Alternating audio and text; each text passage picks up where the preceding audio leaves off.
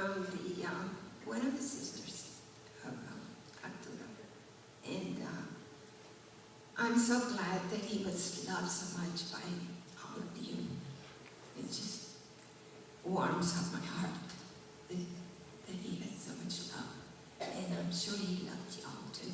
I'm so thankful that each one of you is here. I know my brother was saved when he was 6 years old, because he told me. He said that he had gone to one of the services. He used to go to the services where my father preached, the missions in Monterrey, around Monterrey. And when he was 6 years old, the Lord touched his heart, and he received the Lord in his heart. And so I'm for certain that the Lord somehow would make it possible for him to see all of you here. And but anyway, he and I were very close when we were children. Am I close to the mic? And we were very close as little children. Played together. You would not have known it because we had our little spats, you know. Most of the time, it was because I picked on him. But then when I got saved, the Lord convicted me about that, and I stopped doing it. But anyway, he and I played together, and I like to play with dolls, but he didn't go for that too much. So we ended up playing with guns. I had my holsters, and he had his, and we played gun and bank robbers and Indians and all that stuff. And anyway, he also loved to, well, instead of playing house, we played Tarzan and Jane. And so you should have seen, I could still hear the yell. It's Tarzan. And he loved to jump from the window ledge. And that was really something. Also, he loved to be Superman, and he jumped from the windowsill, and it was so much fun to watch him. My father had made an airplane, and it was made out of bicycle parts. You know, it was like a skeleton of an airplane, and so we played hours and hours on that airplane. And he was a pilot. He had the little cap and goggles, and so when he jumped off the plane, it was really something. He made a spectacular jump.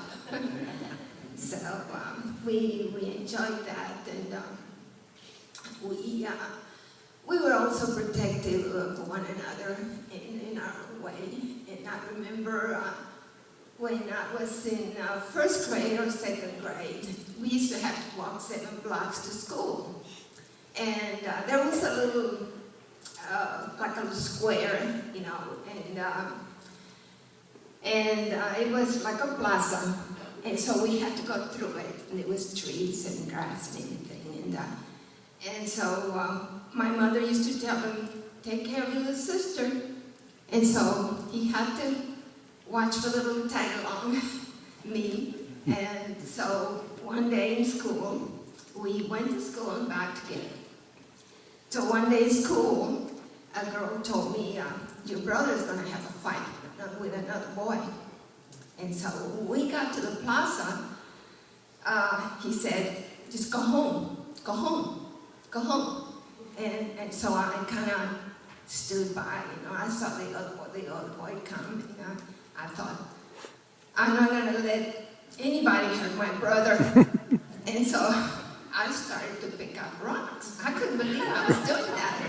I started to pick up rocks, and little small rocks, and I picked them up, and I was ready when the boy came, and they looked like they were going to start to fight, and so I started throwing rocks at the boy, and my brother was so mad at me, you know, it was humiliating. I didn't even realize that back then in the 40s, little girls didn't fight for their brothers, especially the older brother. And so I kept throwing rocks at the boy until he gave up, and he just left. But needless to say, my brother was was really upset at me, but anyway, I didn't understand that. And then later on, as we grew up, other little boys came to play with him, and he was the leader of a pack. You know, everybody said whatever he said was going to play well.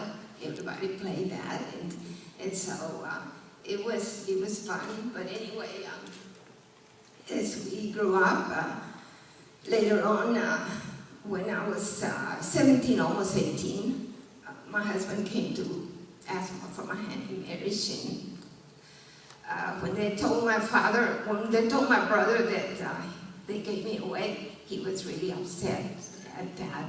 He didn't want me to be, I guess, married so young.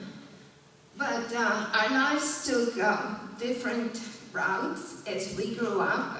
We grew up in church, you know, young people. The boys would go. We got missions, and the boys would take turns preaching, giving the announcements, and leading the singing. The girls would teach Sunday school. We had lots of fun with the young people. When we moved over here, we couldn't get used to the life over here, so we would go on the bus, go to Monterrey on the bus, and spend some time down there and come back. And then in high school, I remember the world history teacher just loved him because he knew all the dates and all the places, and he just, the teacher just, that was, Arturo was his pet, so anyway.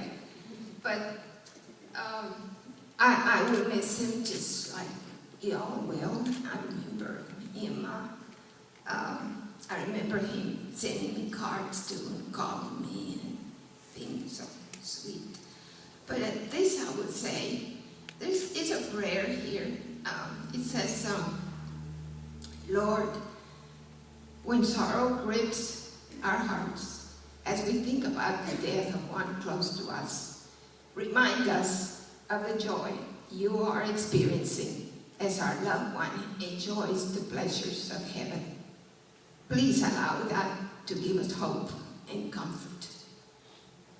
A sunset in one land is a sunrise in another.